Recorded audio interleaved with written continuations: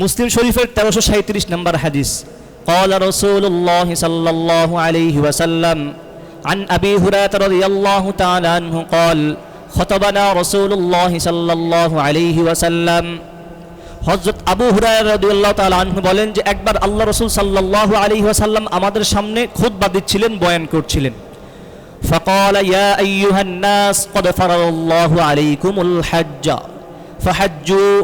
আল্লাহ রাসূল সাল্লাল্লাহু আলাইহি ওয়াসাল্লাম উম্মতদেরকে, সাহাবায়ে কেরামদেরকে সম্বোধন করে বললেন, হে আমার সাহাবায়ে কেরাম, হে মানুষ সকল, তোমাদের উপর আল্লাহ রাব্বুল আলামিন হজকে ফরজ করেছেন। ফাহাজ্জু, সুতরাং তোমরা সকলেই হজ করো যদি ফরজ হয়। ফাকাল রাজুলুন আকুল্লা আমিন ইয়া রাসূলুল্লাহ। তখন মাঝখান থেকে একজন ব্যক্তি দাঁড়িয়ে আল্লাহ রাসূলকে জিজ্ঞাসা করলেন, ইয়া রাসূলুল্লাহ, হজ কি আমাদের উপর প্রত্যেক বছরই ফরজ কিনা? ফাসাকাতা, আল্লাহ রাসূল সাল্লাল্লাহু আলাইহি ওয়াসাল্লাম এই ব্যক্তির প্রশ্ন শুনে চুপ করে রইলেন, কোনো উত্তর দিলেন না। হাত্তা ক্বালাহা সালাসান, ওই ব্যক্তি তিনবার একই প্রশ্ন করলেন, ইয়া রাসূলুল্লাহ, আমাদের উপর কি প্রত্যেক বছরই হজ করতে হবে কিনা? আমাদের উপর প্রত্যেক বছর হজ ফরজ কিনা? আমাদের উপর প্রত্যেক বছর হজ ফরজ কিনা? এভাবে তিনবার প্রশ্ন করলেন, কিন্তু আল্লাহ রাসূল সাল্লাল্লাহু আলাইহি ওয়াসাল্লাম কোনো উত্তর দিলেন না।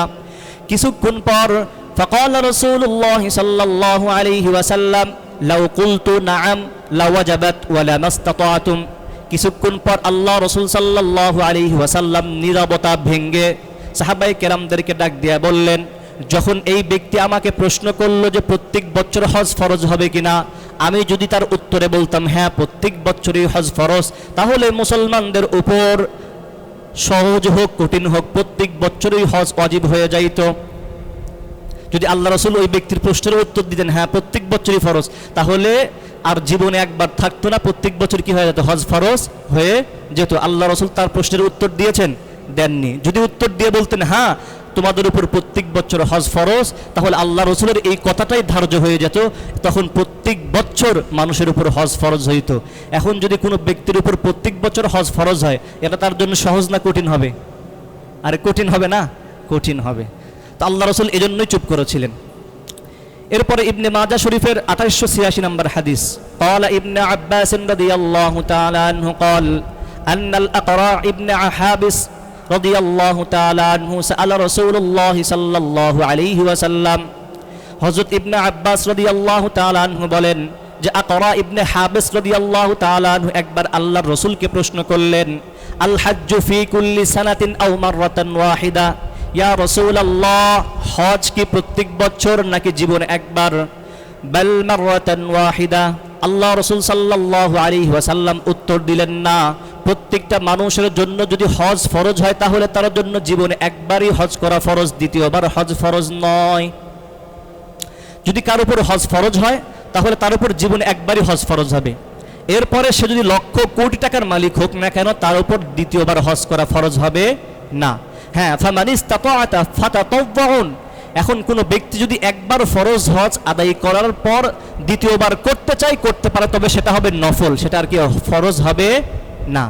একবার যখন কোনো ব্যক্তি ফরজ হজ আদায় করে ফেললো, এরপরে যদি তার লক্ষ কোটি টাকা আছে, সে চাইলে প্রত্যেকবার করতে পারে। আল্লাহর প্রতি ভালোবাসা বেশি, রসুলের প্রতি ভালোবাসা বেশি, সে চাইলে তার জীবনে 8-10 বার যতবার ইচ্ছা সে করতে পারে। কিন্তু একবারের পর বাকি যে কতবার করবে সবগুলো হবে নফল, প্রথমবার হবে কি? ফরজ। আচ্ছা, এখান থেকে আপনারা কি বুঝতে পারলেন হজ কি সকলের উপর ফরজ হয়?